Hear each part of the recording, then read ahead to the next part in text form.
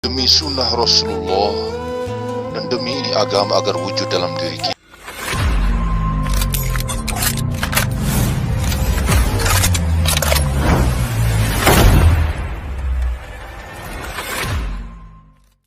Wahai istriku, pagi ini aku pergi meninggalkan kamu, meninggalkan anak-anak kita, meninggalkan rumah yang penuh kenangan, pergi untuk kembali untuk bersama-sama denganmu. Bukan aku tak cinta, bukan aku tak sayang.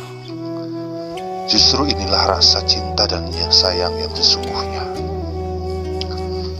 Karena aku tahu, aku punya tanggung jawab terhadapmu, menafkahi lahir dan batinmu.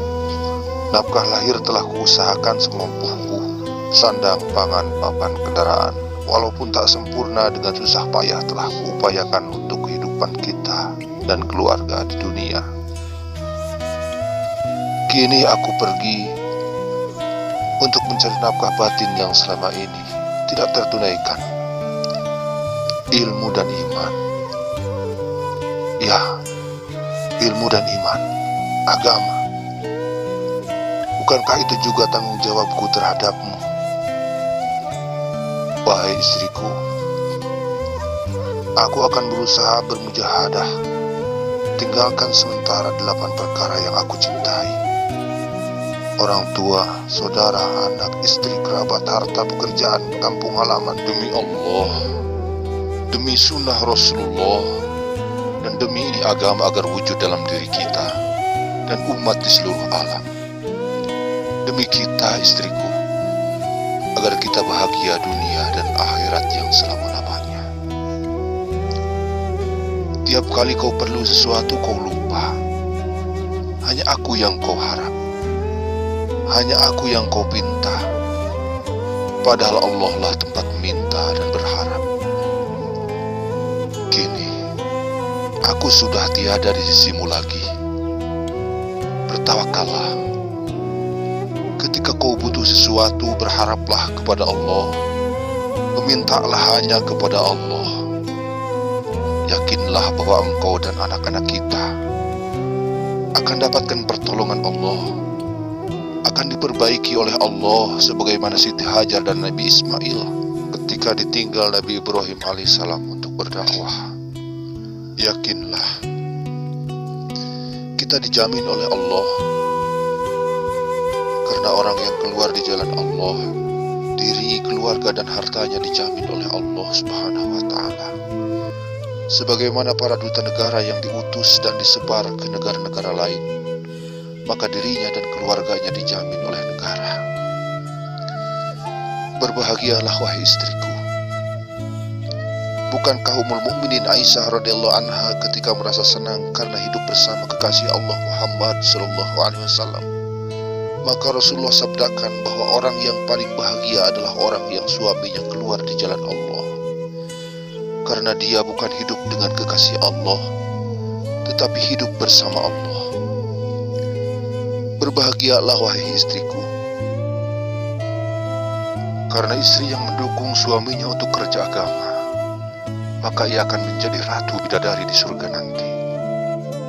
Hari ini aku di perjalanan, masuk dari masjid ke masjid, dari kampung ke kampung, dari rumah ke rumah, belajar sampaikan amanah, belajar sampaikan risalah, belajar sampaikan ini agama, mengajak mereka mentaati Allah, mengajak mereka untuk amalkan sunnah, mengajak mereka untuk memakmurkan masjid-masjid Allah demi kebahagiaan di dunia yang sementara dan di akhirat yang selama-lamanya. Wahai istriku, doakan aku serta para jamaah supaya tabah dalam berdakwah, karena terkadang aku disepelekan, dihina, dicaci, diusir, bahkan dikatakan sesat. Biarlah, pengorbananku belum seberapa jika dibandingkan dengan dakwahnya Rasulullah Shallallahu Alaihi Wasallam. Beliau diusir, dilempari batu, dilempar tai onta, bahkan diboikot. Doakan aku supaya aku istiqomah dalam dakwah, mengikuti yang dicontohkan Rasulullah dan para sahabatnya, berdakwah dengan berjamaah, mendatangi umat serta tidak mendapatkan upah atau imbalan. Doakan aku juga supaya tawajuh dalam buat amal, tawajuh ketika berkeliling mengajak umat, tawajuh ketika menggali ilmu, tawajuh ketika berzikir dan beribadah, tawajuh ketika melayani mereka, baik melayani jemaah atau masyarakat yang dikunjungi. Doakan aku, karena seorang istri yang ikhlas dan ridho ditinggal suaminya keluar di jalan Allah, mendoakannya serta menjaga diri dan harta suaminya, maka kelak ia akan masuk surga 500 tahun lebih awal dibandingkan suaminya. Wahai istriku, jaga amalan di rumah, jaga sholat di awal waktu agar terbina kekuatan iman sehingga bahsa dan mungkar mampu kau tinggalkan. Jaga taklim agar timbul gairah dan semangat dalam mengamalkan agama, agar rumah kita dipenuhi nur kalamullah dan nur sabda Rasulullah Sallallahu Alaihi Wasallam. Didik anak kita secara sunnah agar Islam secara sempurna dapat hidup dari generasi ke generasi.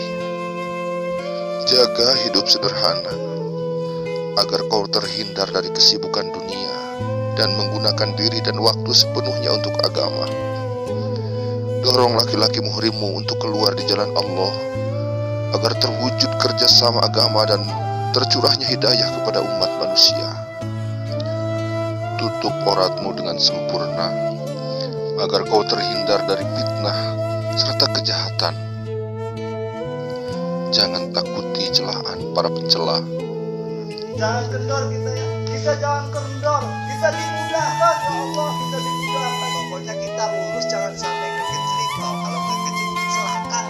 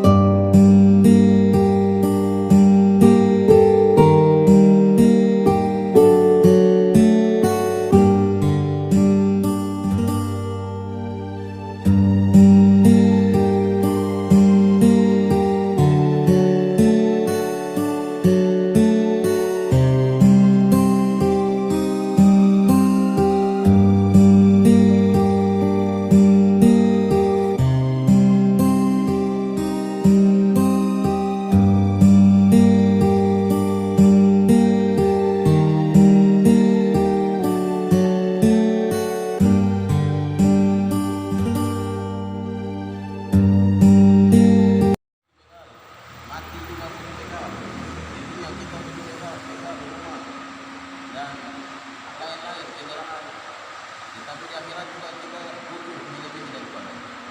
Maka sampaikan. Maka kalian berbicara dengan lawan bicara ini harus berhadap-hadapan. Jangan mudah kali disebar.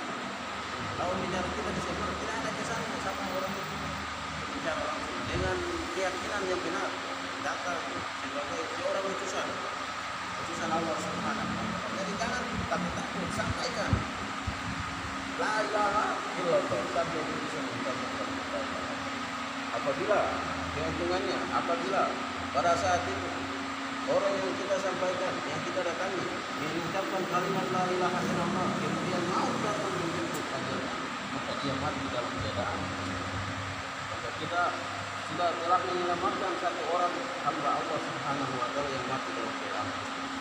Ataupun sebaliknya, pada saat itu kita mengucapkan kalimat la ilaha illallah, langsung kita mau datang menjemput kita, maka kita mati dalam keadaan. Kata Nabi dijamin. Kemudian ada daripada makmur ini perintah rombongan, beramai rombongan, bukan dia berjalan dengan berpura-pura bertepuk kanan, tidak. Tetapi dia berjalan dengan arahan, dia tawadu berzikir kepada Allah Subhanahu wa taala, memohon hidayah, ya Allah lancarkanlah lisan kita. Ya Allah jadikanlah bekas-bekas langkah kami menjadi bekas-bekas hidayah, menjadi asbab-asbab hidayah. Orang-orang yang ingat daripada bekas-bekas langkah kami mendapatkan. Insyaallah jangan sibuk entah itu langit yang merah namun hancur dia mendapat warna kepada Allah. Kemudian apabila mutakallim sedang berbicara, maka stop dengan pikir-pikir, mendengar daripada apa yang disampaikan oleh mutakallim. Syariatnya itu mutakallim berbicara dengan orang lain, tetapi hakikatnya pembicaraan itu ditujukan. Maka kita memandang daripada kaki lawan bicara atau dadanya lawan bicara, dan dengan berprasangka baik, semoga Allah Subhanahu wa taala berikan beliau kemudahan untuk mendapatkan daripada hidayahnya Allah. Kemudian anaknya Amir ini mengontrol di mana pada rombongan apabila terjadi kegaduhan, maka Amir ini menyebut dengan subhanallah. Apabila Amir telah menyebut dengan subhanallah, maka masing-masing mengintrospeksi diri, jangan saling sibuk salah menyalahkan. Insyaallah.